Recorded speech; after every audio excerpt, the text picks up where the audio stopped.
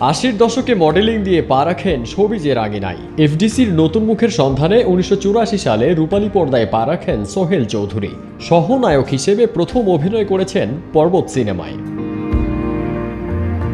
সোহেল চৌধুরীর বর্ণাঢ্য ক্যারিয়ারের অন্যতম সিনেমা হীরামতি। ১৯৮৮ সালে মুক্তিপ্রাপ্ত ছবিটি পরিচালনা করেছেন আমজাদ হোসেন। একক নায়ক হিসেবে কাজ করতে গিয়ে প্রেম হয় বিপরীত নায়িকা দিতির সঙ্গে। তারপর দর্শক নন্দিত জুটি হয়ে ওঠেন তারা। সোহেল চৌধুরী খ্যাতি পান রোমান্টিক নায়ক হিসেবে। ধনাঢ্য পরিবারের সোহেল চৌধুরীর পিতার নাম তারেক আহমেদ চৌধুরী, মা নূরজাহান বেগম। ১৯৬৩ সালে জন্ম নেওয়া সোহেল চৌধুরী ভালোবেসে বাজাতেন গিটার, গাইতেন গানও। তার চুলের স্টাইল, ফ্যাশন সেন্স আর আকর্ষণীয় চেহারা দিয়ে দর্শকদের মন জয় করে নিয়েছিলেন।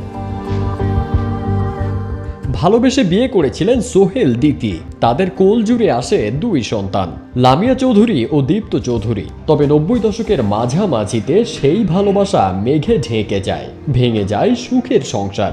সোহেল চৌধুরী ঢালিউডের আকাশে দ্রুত নিভে যাওয়া তারা। ক্যারিয়ারের ঝুলিতে রেখে গেছেন মাত্র ৪২টি সিনেমা। ১৯৯৮ সালে দুর্বৃত্তদের গুলিতে খুন হন ক্ষণজন্মা সোহেল চৌধুরী। সেই হত্যা মামলায় আব্দুল আজিজ ওরফে আজিজ মোহাম্মদ ভাই, ট্রাম্পস ক্লাবের মালিক বান্টি ইসলাম ও আদনান সিদ্দিকী, এই তিনজনকে যাবজ্জীবন কারাদণ্ড দিয়েছে আদালত।